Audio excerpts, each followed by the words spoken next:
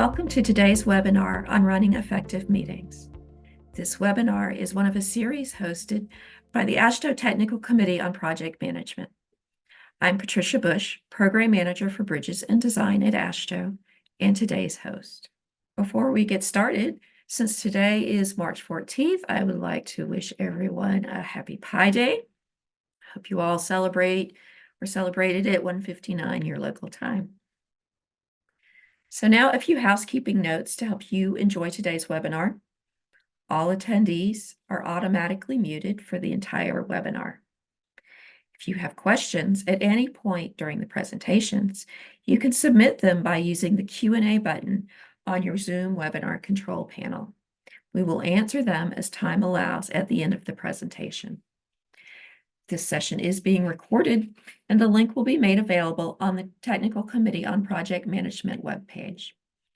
You can navigate to it by going to transportation.org/design and selecting Technical Committees, then Project Management from the menu on the left. An email with a PDH certificate will be sent to all registered attendees later today. If you can't find it, be sure to check your spam or junk folders. Download the certificate and keep it for your records. Now I'd like to introduce today's moderator.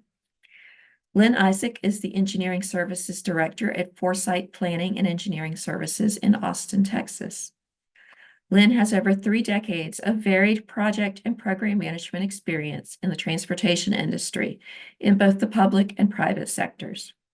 In her time at Texas DOT, she served as the section director of the project and portfolio management team and led the creation of the PMO at the agency. Lynn, I'll turn it over to you to kick things off. All right, thank you very much, Tricia.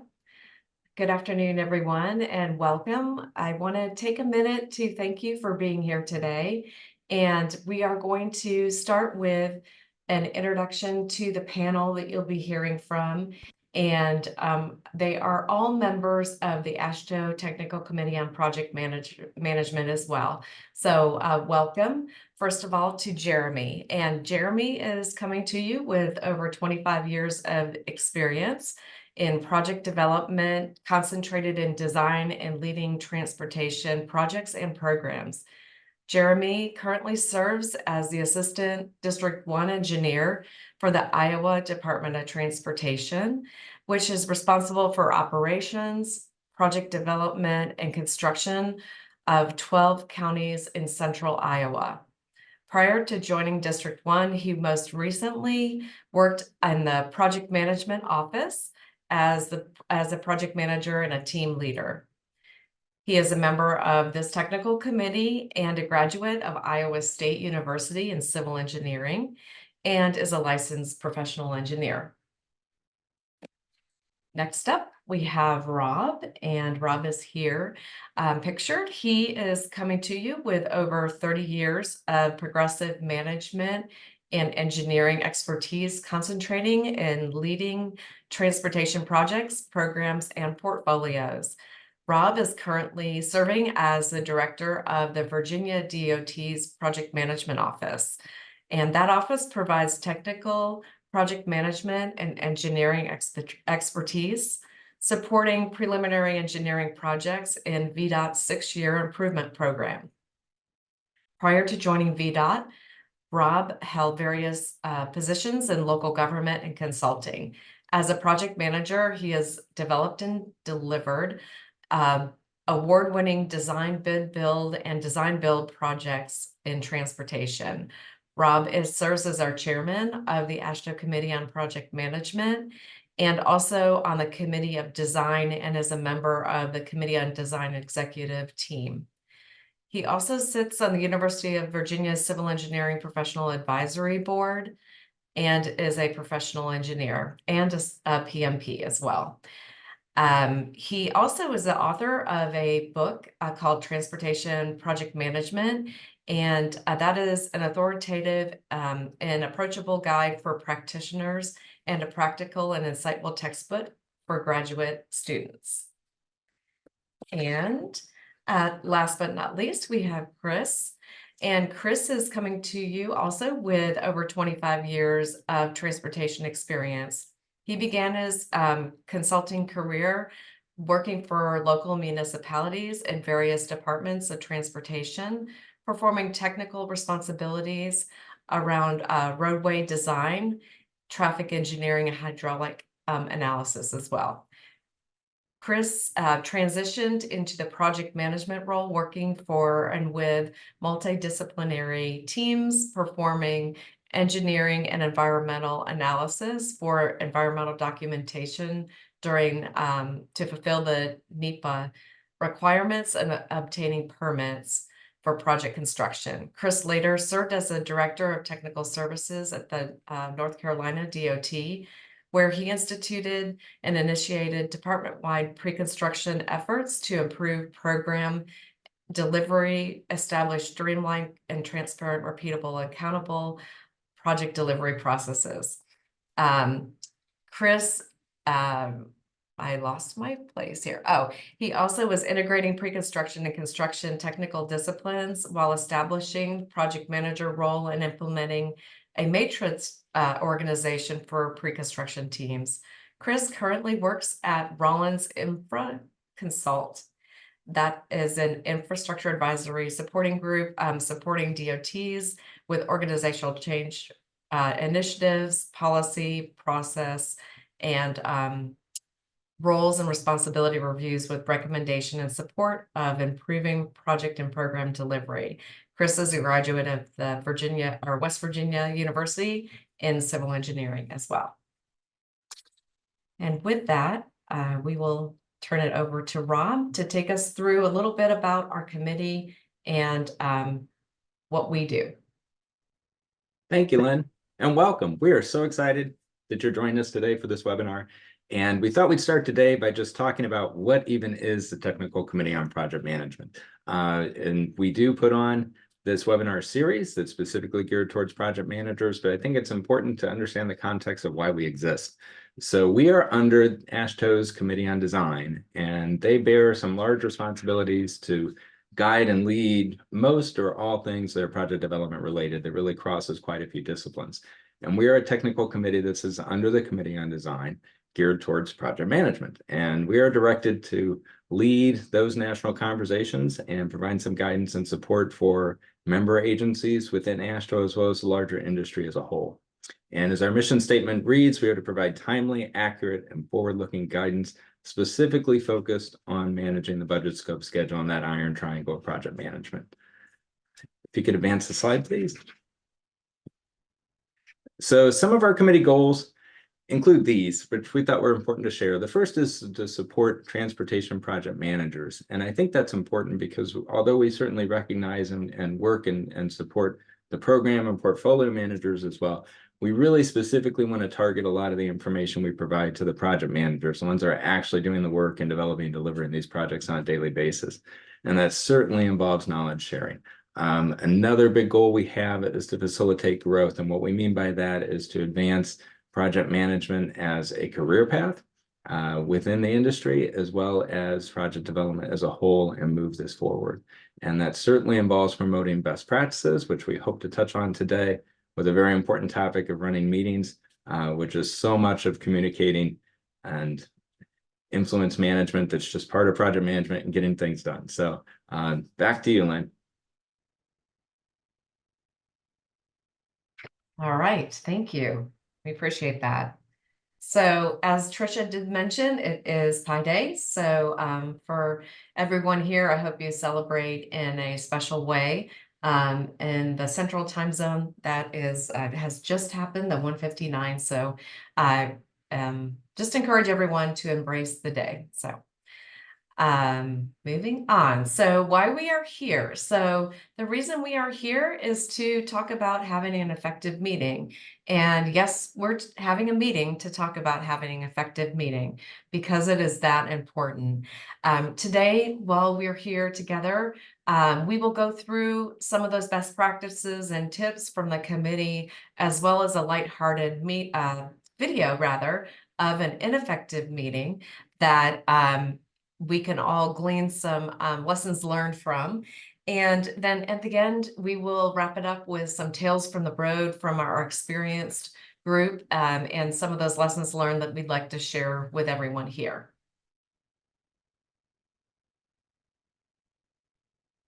There's my animation. All right. So I'm going to lead off, and then we're going to switch up the slides here so that we can all have a shot at sharing some of our expertise with the group.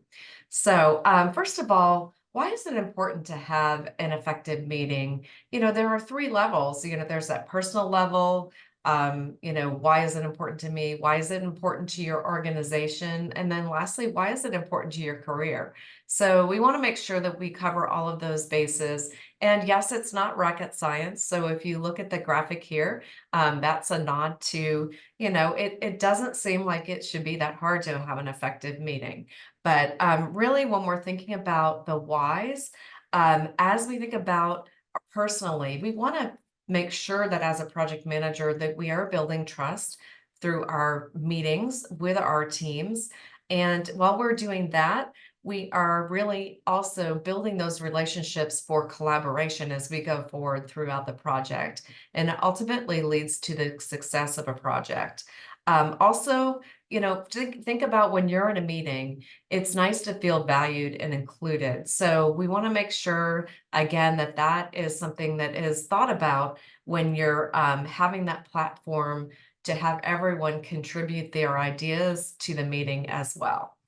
Organizationally, it's important for us to be efficient with our time. And, you know, if we're traveling to meetings and spending time in meetings, that's time that we could be working on production.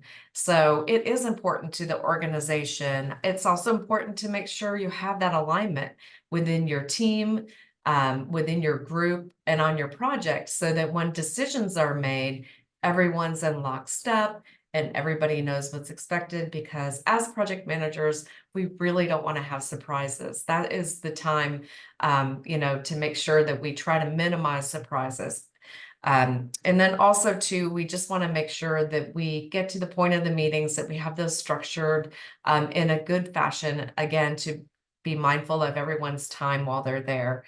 And then for your career, you know, absolutely, this can help your visibility throughout your organization. When you hold a good meeting, when you have an effective meeting, people take notice. And you want to make sure that you are highlighting your commitment and your expertise. But I have to be honest with my own experience as a civil engineer, and I'm sure others would echo me, that we don't necessarily learn soft skills in engineering school. So it is a way to practice our communication skills and to really hone in and test out some of those skills and grow those skills and to develop them through having effective meetings. And then again, you know, those effective meetings lead to better decisions, more inclusive decisions, and help our alignment as we go through the project. So this is not just about not having video fatigue or, you know, droning on in a meeting. This is about how to drive to success of your meetings. And we want to make sure that we are having that well-run meeting so that we can help rocket our career up to the sky. All right, so this slide talks about some of the things that are important with regard to your meeting structure. You know, we really want to make sure that you know your audience and prepare the structure of your meeting according to who is going to be at the meeting and what those expected outcomes are. You want to understand the needs of your audience as well. And preparation is a key way to ensure that you're prepared. I know our committee talked about before we got here, as we were getting ready for this meeting, because we did have a lot of preparation that went into this session that we're bringing you, that we had pre-coordination meetings. Again, we want to make sure that everyone understands, you know, if you're helping to facilitate the meeting, what your role is going to be in that meeting. What are your expectations? Good meetings don't just happen. They are a planned event, and you really have to think about that going into it. One of the items here noted is using plain language. And the idea there is you want to make sure that you're thinking about your audience, you're speaking to your audience, that you're using language that will resonate with them. Sometimes you don't have to use a $15 word when a $5 word is effective. So you really want to keep that in mind. And then last, being a good attendee. I mean, that means being punctual, being attentive, being present. That can really help to have an effective meeting if you're also thinking about being a good attendee. And I think you'll see, especially from the video, what we mean about that. So I will turn it over next to Chris to talk a little bit more about our meeting. Thanks, Lynn. So we've all probably been in a meeting that didn't seem to be very well organized. You're thinking, what's the purpose of this meeting? Or why are we even having this meeting? Or possibly even, this meeting is a waste of my time. And these types of meetings are no fun, and they're really frustrating for everyone. But on the flip side, we've all probably been in some really good meetings. They were highly effective, or everyone was engaged and some really good progress or decisions were made. Well, as Lynn said, good meetings just don't happen. And chances are that these really good meetings you've attended had an enormous amount of preparation and effort that occurred prior to the actual meeting, and most likely began with, what do we need to cover during this meeting? It kind of reminds me of my 7th grade English teacher assigning us our first ever book report, where she suggested first start with an outline. It's kind of what we're doing with an agenda.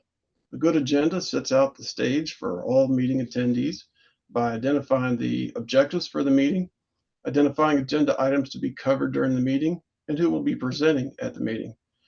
The agenda also clearly delineates, the time durations that are allotted for each agenda topic. Essentially, the agenda sets the tone for the meeting attendees, and it really helps us maximize the productivity of the meeting time while also respecting the attendees' times and schedules. Next slide, Lynn. Lynn touched on meeting preparation, and I think she put this picture in here because I use this phrase, being a Boy Scout. So as we begin preparing for a meeting, the first thing to recognize is that not all meetings are the same. Some meetings may be small teams with less than 3 or 4 people, informal in nature. Some meetings may have upwards of 30, 40, or 50 people included and might have a mixture of internal and external participants. Whereas some other meetings may be with local officials or DOT leadership, or even state or federal resource and regulatory agencies. So depending upon your meeting, the general approach will be the same, but some additional efforts may be required. As we discussed earlier, really good meetings don't happen, and they can require a ton of work. While I was a kid, I was in the Scouts, and I never became an Eagle Scout, but the Scouts did teach me one thing, and it was always be prepared. And in order to do so for large meetings or potentially contentious meetings, more pre-meeting prep work may be required, while other less complex meetings may require less preparation. Some meetings may require more conversation on overall strategy or coordination with different groups to obtain a good understanding of their thoughts on the meeting strategy, concerns they may have, or information they may need to assist them in making a decision. You can use these pre-meeting coordinations to also ensure the meeting is well thought out, to understand others' perspectives, to identify potential pitfalls or challenges, to see what additional information might be needed to be included in the meeting, and to ensure presenters understand the purpose of the meeting and what the major focus of their presentation requires. As we prepare for meetings, we often envision the anticipated or desired outcome. But for more complex and contentious meetings, there's also value in thinking about the challenges that may derail the meeting and what you can do to proactively address these issues, or to think about, if it does arise, how will you respond to it? How will you or your project team respond to it? You may even want to do dry runs of your presentation to make sure we're all synced up and ready to go and we present a professional meeting. Next slide, Lynn. I'm sure most of you all have learned some meeting facilitation best practices along the way by either facilitating a meeting yourself or attending a meeting. Some of you may have even participated in project management training that shared core principles around facilitating a meeting. And there are really a lot of great online resources that can assist us in the basics of meeting facilitation, which often include being respectful of everyone's time by starting and ending as scheduled, having a clear and objective for the meeting, distribution of the agenda to attendees well in advance of the meeting so they can be prepared for the meeting, and circulating meeting documentation and action items and who is responsible for those action items. But keeping to the agenda topics is often the largest challenge for a meeting facilitator. These challenges can occur for a multitude of reasons, such as attendees showing up unprepared or late, attendees not understanding the content that we are presenting, maybe someone isn't paying attention throughout the entire meeting, or attendees bringing up something that is new or a surprise that we did not anticipate. You might even have people talking over one another during a meeting, or there may be multiple conversations going on at the same time. In some instances, there might be an attendee who is very passionate about a certain topic that may take up a large portion of the agenda that we didn't allow for. You could also have the inability of attendees to make a decision, or maybe they aren't the correct person to make the decision. Hopefully, with our pre-meeting prep, we've already addressed many of these issues and greased the tracks for a highly effective meeting. And even though you've done the best you can to prepare for and hold a perfect meeting, these things happen. But how we as facilitators prepare for the meeting and respond to the issue is critical to achieving the desired outcome. When things start to go sideways, we need to address them as they come up. With multiple conversations going on, you could say, oh, hold up, everybody, let's take a time out. We have two conversations going on at one time, and I want to make sure we all hear both discussions. Or when we have a new topic that's brought up during the meeting, we can use positive affirmations by saying, oh, that's a great idea. Well, let's put that in the parking lot, and maybe we can discuss it at the end of the agenda, or even have a separate meeting to discuss further, or we can talk about it offline. When people identify an issue, we can also use techniques like help me understand as an example. Why do you think this is an issue? Or what additional information do you believe you need to make a decision? Or you could use I understand there are a lot of issues and challenges that we're dealing with. What are your thoughts on how we can overcome them? And in some instances, you may get a question that neither you or your team can answer, and it is okay to say, that is a really good question. Let me think on it, do a little more research, and we'll get back to you. You know, these are just a few ideas on how to assist in meeting facilitation. And what you may find is larger conflicts arise. You may need to step back and consider additional conflict resolution strategies or even intermediaries.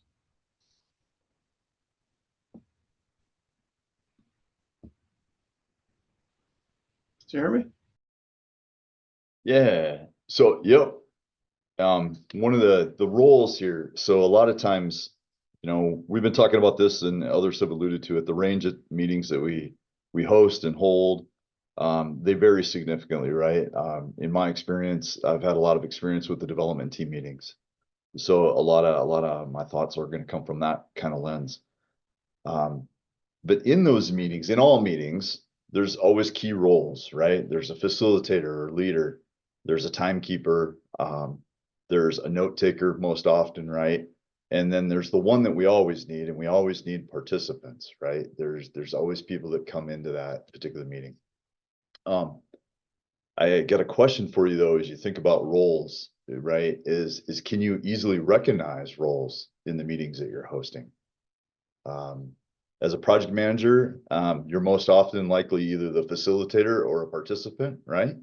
If you facilitate your development team meetings, if you have to go to executive leadership or you go to city councils, you're there as a participant, right? Because generally those teams, they want to hear about the project going on. They want to catch updates and stuff like that. One thing to help your meetings is no matter what roles you need or what roles you typically assume yourself or give out, you want to make sure that you know that ahead of time. It's just going to help you streamline discussions. It's going to maximize productivity when you're there. We've talked a lot about what the facilitator gives to a meeting. Up until now, we're going to keep talking about that. But the one thing we want to point out here too is with that timekeeper and recorder, if that's something you normally find yourself doing, I think you want to, it depends on how successful you are. If you're like me, I only really get to do one hat well. I don't really get to do two hats and such. So that's again, is get a partner, get somebody off your team to engage people, right? To talk, you get more involved and everybody feels a little bit more part of the meeting. They own something in it. So I would encourage you to consider sharing that around and such as you go about setting up your meetings and stuff. Let's go to the next slide. And I want to talk about these participants a little bit, right? Because without a participant, a meeting is pointless. And what we need to do is effectiveness in my experience has always really come about engaged people that are part of that meeting, right? In our development teams, we need people that are active. We don't really need passive observers. We need that active participant, right? Do you have ways that you get that participation out of your teams that you come together with? If your meetings are flat, you may want to think about some of these things. We're going to talk about some tips or some ideas on some of this here in a moment. I would also encourage you to make sure that we're not that communication at your development team meetings in particular isn't unidirectional. I've had some experience where the facilitator tends to do all the talking, and that doesn't necessarily lead to the engagement that we're looking for. So that's one of the first tips is if you find yourself the leader, be sure that you're always looking to get others incorporated into your meeting. Invite them to speak, make sure they have a place in the agendas and such like that. So that's a couple things we've heard that in other parts of the webinar already. For your meeting, engagement ideas for your meeting, things that help you here. Set clear objectives, right? Create a collaborative agenda. Oftentimes as leaders, we can itemize on an agenda and rough it out based on the topics we know we need to cover. We're trying to manage the time frame, but you may want to circulate that and ask for input, right? Visual aids are always helpful. Not everybody's into all the topics that are part of our projects. Input is a big deal. More importantly here, I think is acknowledge the contributions when people participate in the conversation, the topics at hand. Take the time to thank people. Take the time to, acknowledge them, right? So another thing that is always kind of fun, keeps it lively, is you always rotate those roles, timekeeper, note taker. Again, it allows everybody to have ownership. When you're just getting, one of the hardest times I think, or I've experienced with getting teams to kind of come together, it's always those initial meetings, maybe where you don't know people yet. And those are good times to make sure that you try to add some icebreaker stuff to the agenda, right? Something fun, something lighthearted. Lynn was very conscientious to pull in Pi Day, right? So anyway, that's an example here as we're doing our webinar. If you get into big groups, we're a big group here, but we're trying to just share some of this information with you. But if this was interactive, break out into, make small group rooms if it's an in-person, or you can do the similar stuff with online meetings. And one thing to do is always remember, every meeting is unique. It has a specific purpose. Pick the engagement strategy that works best for your context and have fun. Next slide.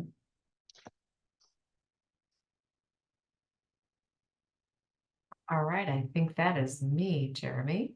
But just building on what you were saying, Jeremy, there are a lot of effective tools out there. I think we've all become a little bit better with the pandemic at knowing what they are. But as a reminder, there are things that you can use as a tool to engage your audience. So as we are here, I could see one question in the Q&A box, and as we go forward, especially with our video, we're going to be using the chat box. But in addition to that, you can use a polling feature or annotation or the whiteboard.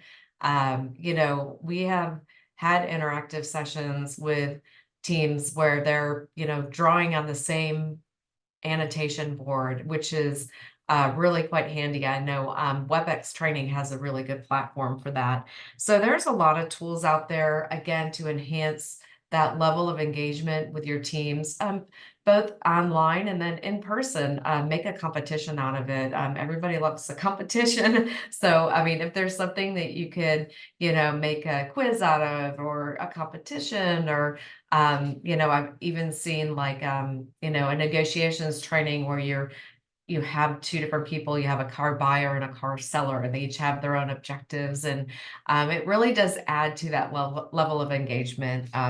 As you go and train or think about your meeting, think about some of those tools that you may have in your toolbox. And then the next slide is really talking about, again, inspiring engagement and making sure that people want to participate in your meeting. As you can see in the slide, there's sticky notes there. Think about using a sticky note up on a wall and having people vote, or having people move things around as far as different activities in a process, or something that would get them out of their chair if they're in person, to again foster that engagement, but that creativity, because we know that creativity takes space and you've got to think about it, but you really want to know that your folks are engaged. Oh, hey, and make sure you know everyone in the room. If it's a small enough group that you can call them by name, that you, if you're in person, walk over and rest your hand on their shoulder if you think the engagement needs to be increased. That'll get somebody's attention. Or it could help you quiet somebody that is an oversharer. So, we've all been in meetings where, different people have different engagement levels. And as a facilitator and the meeting host, you really want to make sure that you do get with everyone that's there and engage them, call them out by name. I was in a meeting yesterday, and we, there was somebody that, was there, but hadn't been yet had the floor. So we, called on him, gave him the floor, and he had a lot to say. So please don't discount somebody that may be quiet. They probably have a lot to say if you give them the opportunity. So Jeremy, I'll turn it back to you in the next slide.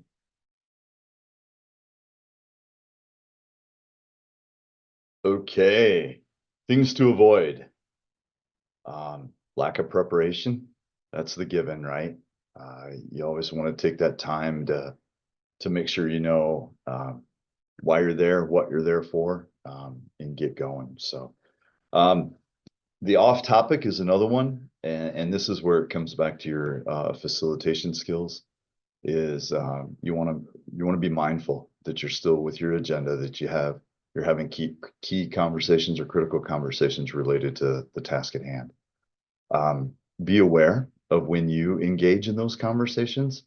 As a facilitator, you can tend to want to get into the details of a given conversation, but that goes to what I was kind of talking about earlier. Is one thing to avoid is you don't always want to have the floor. You don't always, as the leader, you don't always want to be talking at people. You want to make sure that they're having the conversation, because they're key. They're the key to having actually the work and the activities move forward on the project. So the other thing too, we want to talk a little bit about, do you have the right people in the meeting? That's a question in the chat we'll get to here in a bit. And then the follow-up after the meeting, to just meet and to, even if you choose, make choices, you make decisions, you create action items, is the lack of follow-up can be detrimental to your success too, because we're all busy. Things are going to get on notepads, and then they're going to go into backpacks, and then they're going to get forgotten about. So it's key to have that stuff. Transitioning into the next steps, right? This is the same type of stuff, is how do we follow up with participants? And I would encourage you to follow up with those that are active or had questions. Follow up with those that are also silent. Even if you invite them into a particular part of the conversation, you may get more information. Not all of us are super extroverted. Some of us are a little more comfortable, openly sharing with others. Others need maybe that one-on-one platform to share. Always send out notes, always send out minutes, and action items as well. Chris talked about the preparations beforehand and how you might meet with people one-on-one, see where they're at, check in. is the preparation for the next meeting is actually the follow-up at the conclusion of the meeting you just finished. So it's a cycle, and it keeps going perpetually. So let's jump to the next slide. And I think this is where we're going to have a little fun. So a couple things I want to do to help prep you here is this is a video we thought we'd put together to kind of maybe give you some ways to interact with us during the webinar here. So if you don't have it open already, please open your chat box. We're just asking you in the chat box to maybe flag, or how about you can do it in the Q&A then. Is we want you to flag some of the behaviors you notice in here, whether they're positive or they're ineffective behaviors, but we're having a little fun here. You may need to turn your volume up. As we've been playing with this, the volume might come through a little faint. So do turn your volume up. After the video is over, I got a pause slide that we can turn volumes back down. But let's go to the video, Lynn, please. All right, here we go. All right, welcome guys. Is my mic Thanks working? for joining. Thanks for joining today. Hope you're having a good day. Can you hear me okay? Is the audio on? I think so. I can hear you. Okay. I Good, can't good. figure Technology out. This is ridiculous. You're breaking up. You're breaking up. Oh, my mic is on. Okay. Well, thanks for joining us. Today we're going to talk about an agenda for the upcoming webinar on how to run effective meetings. So we need to get together, I guess, and talk about an agenda. Do you guys have any ideas? Oh yeah. I got a bunch of ideas. I think we probably gotta just talk about the basics of what goes into a meeting. How do you get started? Who do you invite, right? We could, how do we involve people? It just, I mean, right, this thing could go on forever, couldn't it, Rob? It could. We may need to narrow that down a little bit. You guys really think this is going to work? I mean, like, haven't people seen this stuff before already? Hasn't this been done a couple times over? Oh my gosh, you guys, Well, hi. Hey, Lynn, Well, thanks for hi. joining us. Yeah, do you guys know I just got this book? I am super excited to read it. Isn't this going to be fantastic? Like, I just cannot wait. Thank you for the recommendation. I really do appreciate it. Well, I Did hope I you enjoyed interrupt? it. I'm sorry. Go ahead.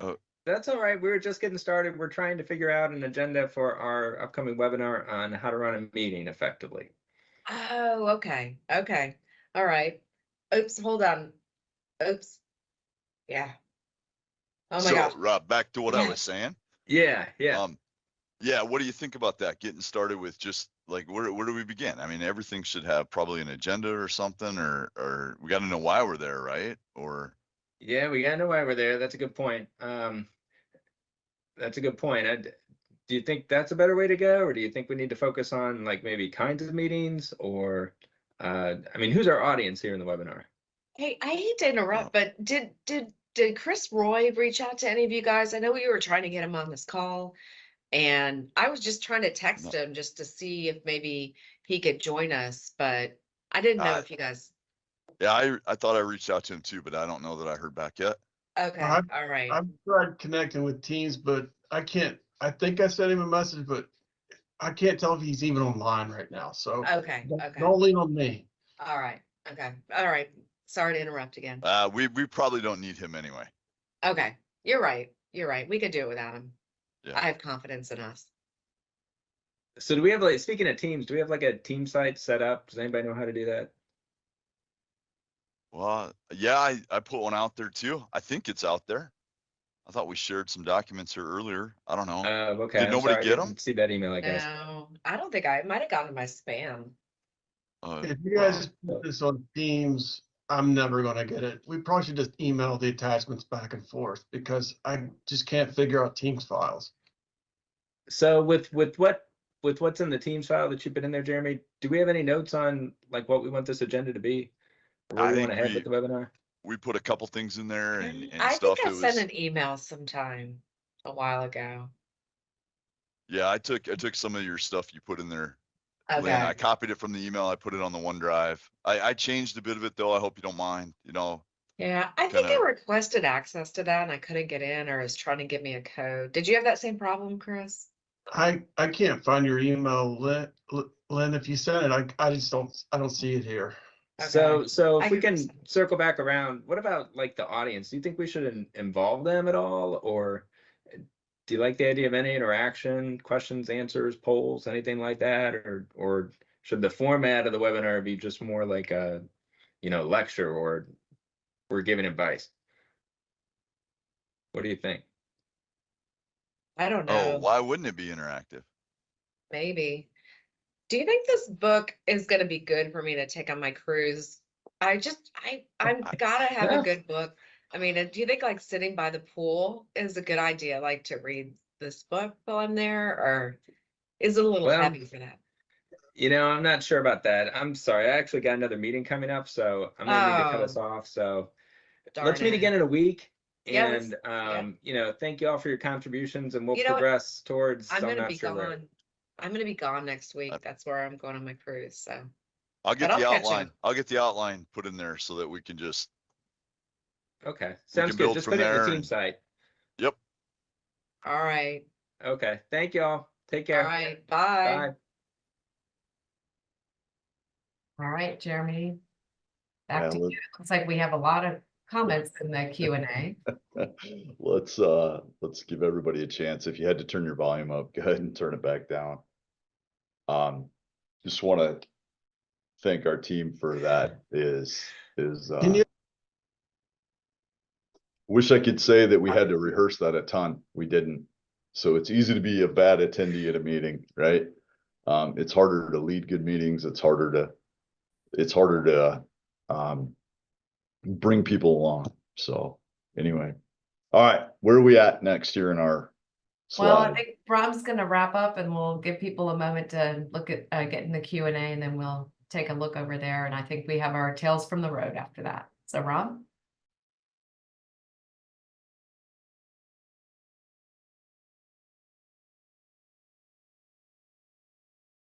I'm back online. All right. So hopefully you enjoyed that. As Jeremy said, we did that in one take. So we've all had lots of experience with meetings that don't go very well, and hopefully we can be better in the future, both as facilitators and as attendees. Some key themes that you can hopefully take away. First, the importance of having a meeting agenda. It's so important to have a goal of what you want to accomplish in the meeting. And that kind of gets to the type of meetings, and just thinking ahead about what you want to get out of it before you go into it, I think can lead to having the right people there and setting the environment, be it through preparation or advanced notification of data or situational awareness, whatever it takes to be able to best facilitate what you want to get out of that meeting. But you really can't do that if you don't think ahead of time about what you want out of it, which comes back to the agenda.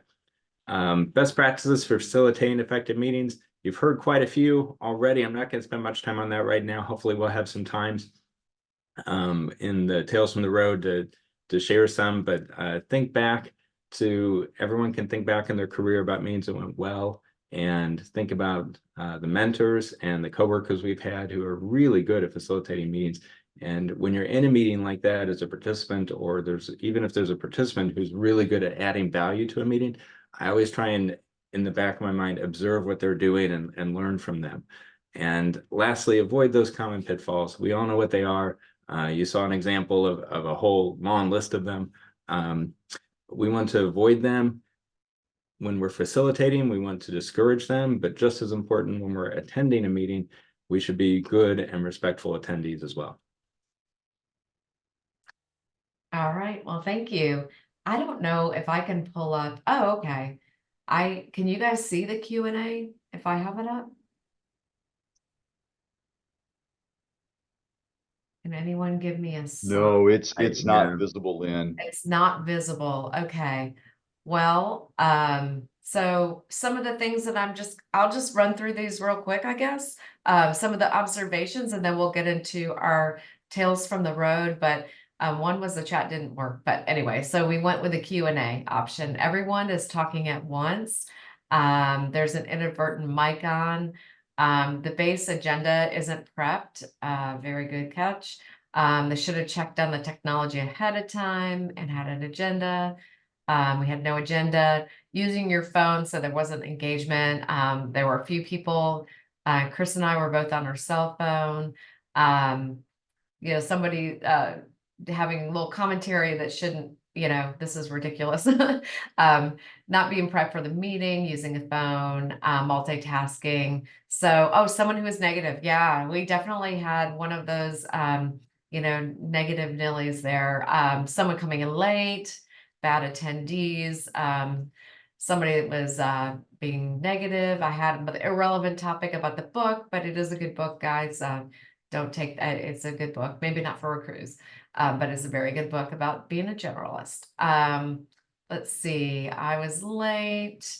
So I don't see anything other than that. Oh, somebody that needed to turn their camera off. So very good catches, you guys. Everybody is right on track. We were hoping again that we would pick up on some of those what not to do during a meeting as a fun way to illustrate what to do. So with that, I will now segue into our Tales from the Road. So as the guys had mentioned, we all have experience from being on the road as a PM and having various meetings. So I'm going to just call on Chris first. I know, Chris, you had an example about a PM being resourceful that I thought was really good that we could share with this group while we're here. So before we go into that, Lynn, I'll just say, please know that we were all role playing. Oh, Liz, yes.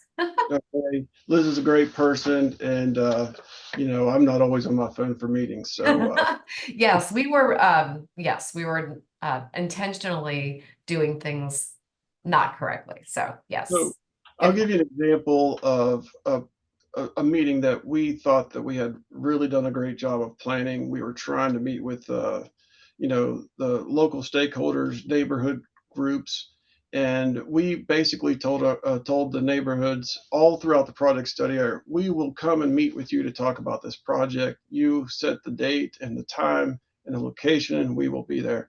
So our project team, we all get together, we make the trip out to the meeting location, which happened to be a community church. And we arrive early there to make sure we get set up. And, it gets closer and closer to the meeting time, and the doors are still locked. And we try calling the person that set up the meeting, set up the location, no answer. Next thing you know, all the neighborhood starts piling around the church, and we're at our meeting time, and I'm like, oh my gosh, what are we going to do? We had this all planned out. So I wouldn't necessarily condone you doing this, but I'm going to tell you what I did. I went across the street to a bar, and I asked them, do you know of any location along this street where we could possibly have an impromptu quick meeting? And they said, sure, you can use our basement. It'll hold 100 people. We ended up moving the meeting from the church that was still locked over to the basement, and literally had people 3 feet away from me as myself and my team were walking through the maps, telling them how the project would or would not impact them. And I turn around and there's a camera like right in my face, and everybody's asking questions, we're giving answers. It was not desirable, but it turned out to be the best meeting, one of the best meetings we ever had. Up until the point when the meeting closed, they went upstairs and got a beer and came back downstairs to ask questions. But it turned out great. The community was appreciative, but that's just an example of how you may have to pivot depending upon situations that end up being outside of your control. All right. Well, thank you for that example. That is truly being resourceful and being flexible and not giving up on a meeting. I mean, when you have people that are there that are looking at you as a project manager and they are there spending their time, they're expecting a meeting. So it is really good to think about being on your toes. A lot of times technology fails or something happens. And I say something, I don't know if you can plan for everything that can happen. There are a lot of things that can happen. And making sure that you are resilient as a project engineer or project manager rather is really good. So well done, Chris. I'm glad that meeting went off. That does make me a little nervous. But you know, as we're thinking about other examples, I want to just open it up to Jeremy as well to see if you have a meeting example that you want to speak to, something that you could share with the group about your experience as a project manager. How about this? There is one question way back at the beginning of the chat, and this Okay. is the pivot. This is the pivot, or All right, adaptability let's do it. is kind of what I like to have and Haley asked us, do you have any strategies, suggestions on determining who should be in a meeting? And her question goes on, but it really comes back to the who. And I know Rob, I want to kind of ping pong this over to Rob because he's got some thoughts on how do you get the right people in the right place. And then I'll come back to some of the things I do when All right. Thank you, Jeremy. Sure. Rob, what strategies do you have to make sure the right people are in the room? Thank you, Jeremy and Lynn.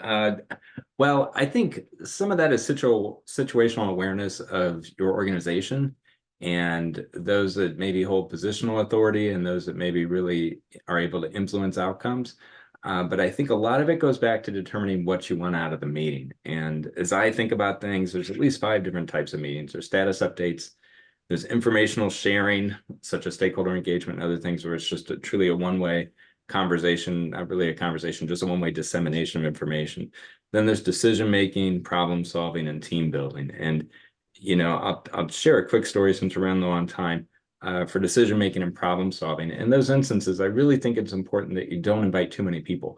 You know, there is a critical mass where if you get too many people in the room, people are hesitant to share. They're hesitant to really be candid and transparent and have some difficult conversations. And, you know, there have been many instances in my career where I need a decision for a project or a program, or there's a problem and we need a specific solution. And I always try to get just those in the room that could really directly impact and contribute to the result. And there are times when, you know, I'd physically get up and stand in front of the door to make the point and saying, nobody's leaving here until we get a result.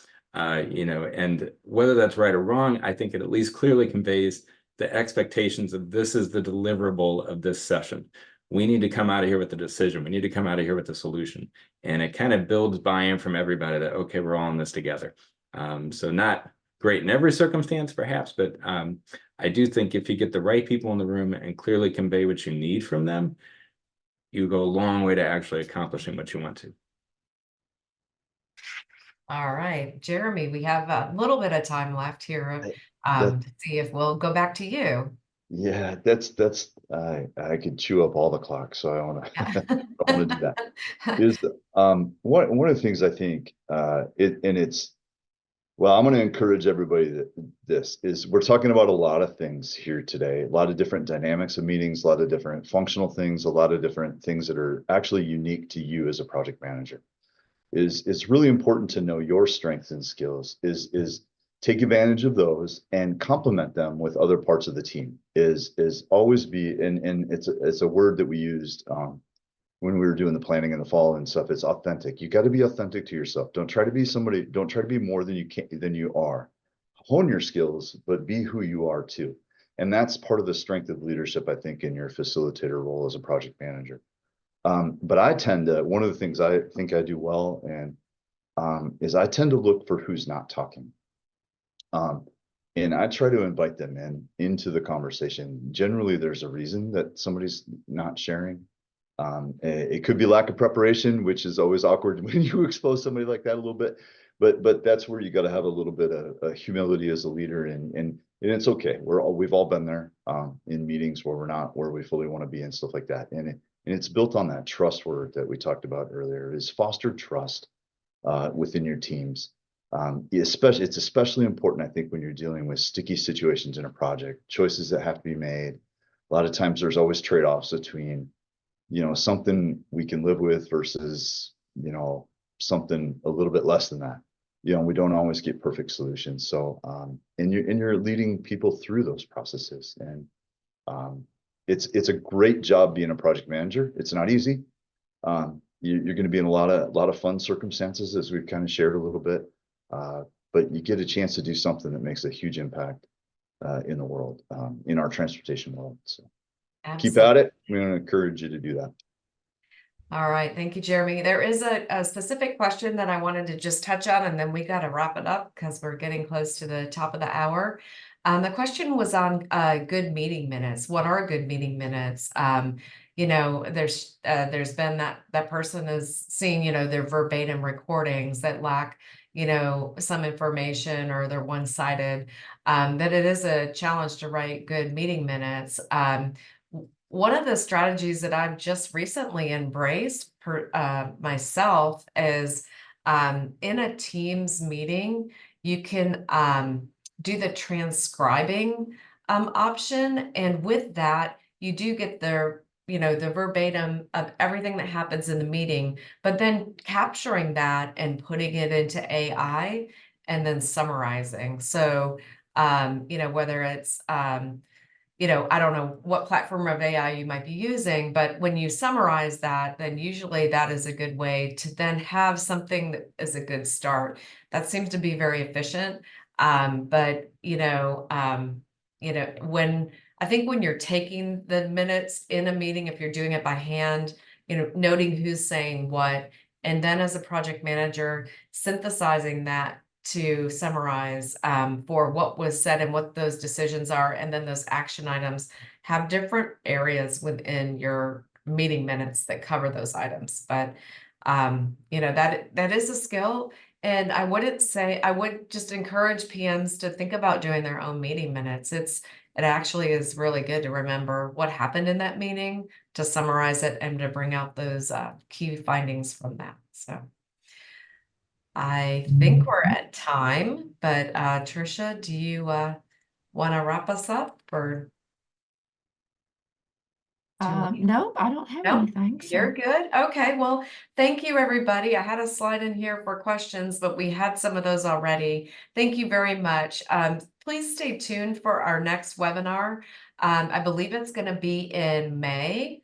I don't have the exact date. I know we talked about it yesterday. If anyone here wants to throw that out, but you will be able to get this recording and tune in and watch this meeting again, share it with your friends, and we really appreciate you being here. Our committee thoroughly enjoys having this time together and to help hit those goals that Rob mentioned earlier through these webinars. So thank you so much. Have a great day.